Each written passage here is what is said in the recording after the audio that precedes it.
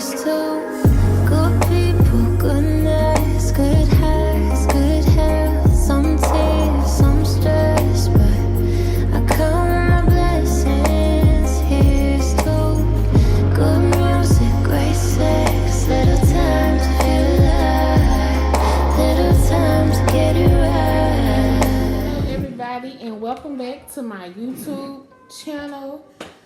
Today's video is just very simple. It's just like my recap of the year and what the year has taught me and how I have grown through the many obstacles that have been placed before me. So to begin, the first thing I've learned this year is that you should take the risk. No matter what it is, as long as it doesn't harm you, you should take the risk, because you never know what that risk could bring. It could bring a new love, it could bring a new passion, it could bring a new career, like you never really know. So take the risk, because if I wouldn't have taken the risk in 2018, I wouldn't be where I am today. And the many risks that I took this year, I wouldn't be in the place that I am now. So just take a risk and do something you've never done before, or just put yourself out there. You never know what is gonna come. As long as it's not gonna harm you in any way, put yourself out there, because I'm telling you, it's gonna have some good results. Even if the results are what you might think is bad, but you learn from that experience. You know that, hey, this doesn't work for me, or this is something that I don't like. So that's just the first thing that 2019 has taught me, and I plan to take that with me into 2020.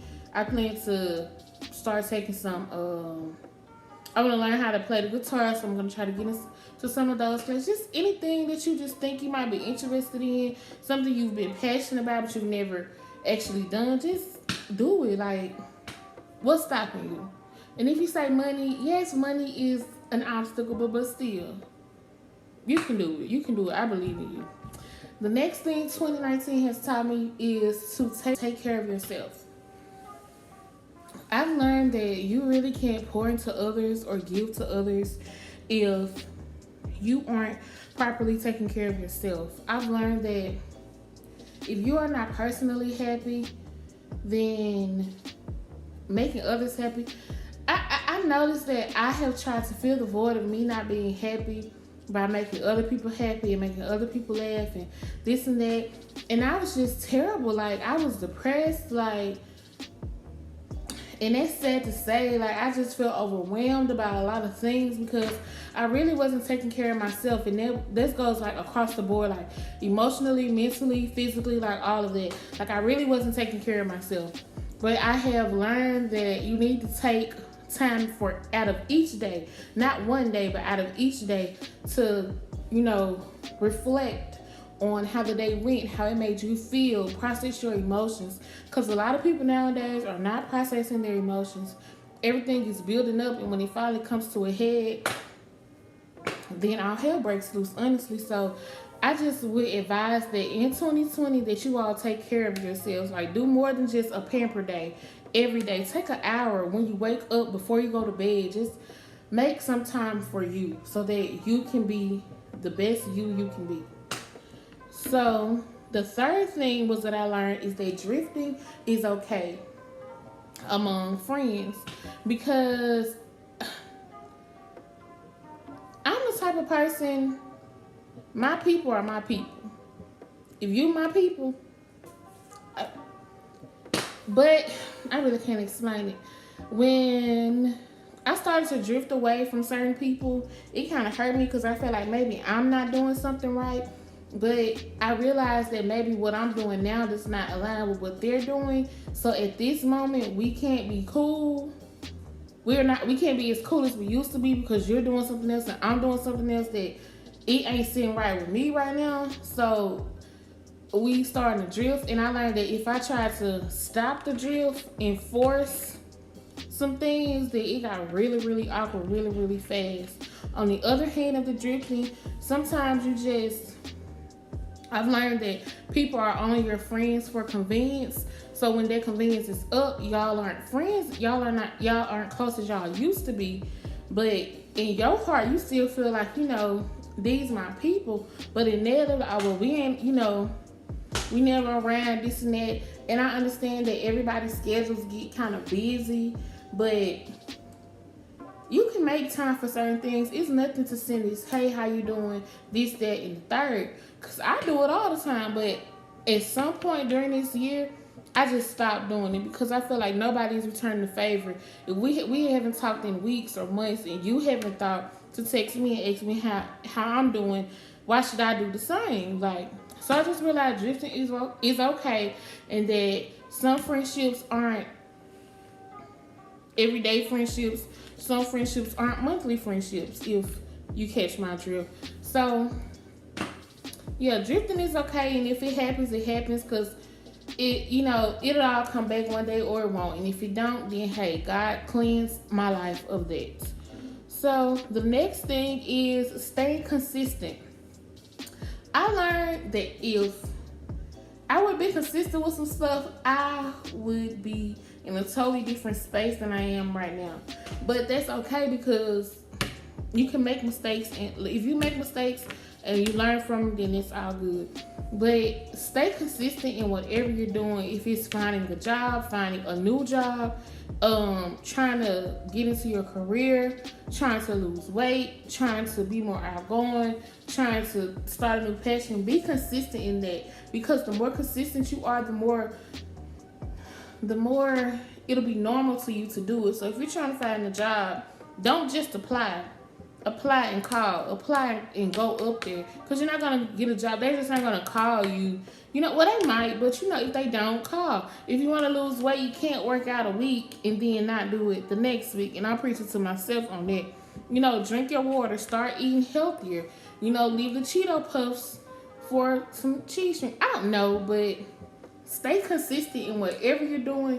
Stay consistent. Stay the course, because in the end, the reward will be bigger than the pain and the obstacles that you had to go through to get there. Just stay consistent.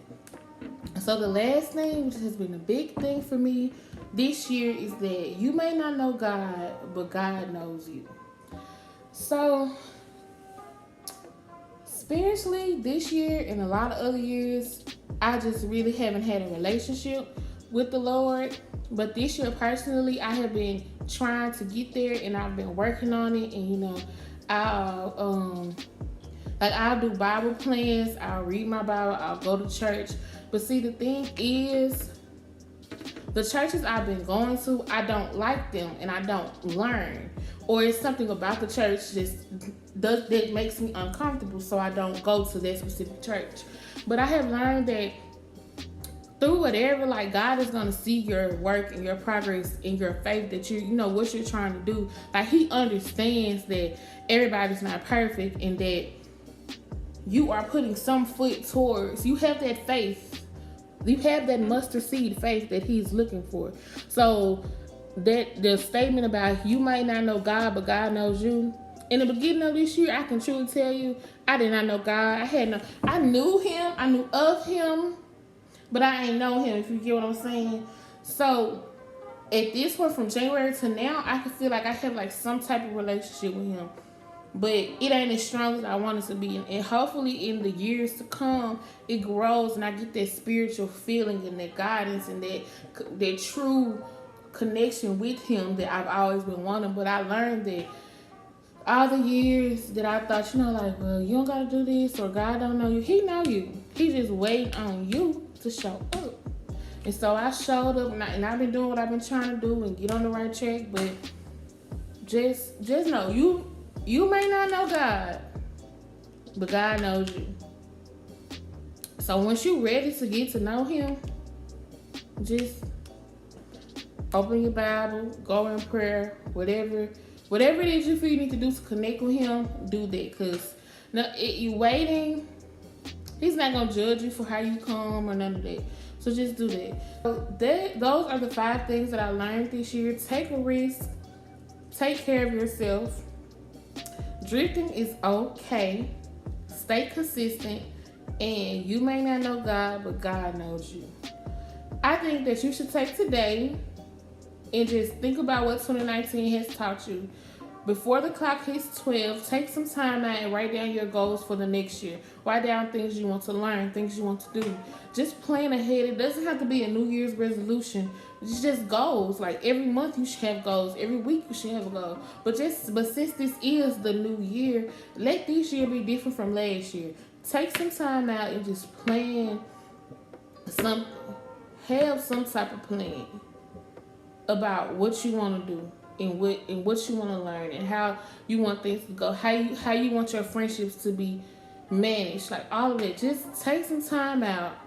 Make a plan, write some goals, and let them be honest goals, things you actually want to do, not things that you think goals should be. If you want to wake up every day at 6 a.m. because you want to walk out, you want to go for a walk, then do that. Do some things that are realistic. Don't just write these goals down because that's what everybody's telling you to do. Find some time and make some realistic goals and changes for yourself for this new year. Don't go into the new year with the same old bad habits, because you're going to end up in the same spot that you are on December 31st, 2020 that you were on December 31st, 2019, which is today. So, well, it's not actually today, but when I post this video, it'll be today. So yeah, I hope you enjoyed this video. I hope that it inspires you to do something. It inspires you to reflect over your year and think about the things that you've learned and think about the things that you want done differently in the year to come. So with that being said, remember to drink water, mind your business, and live your best life.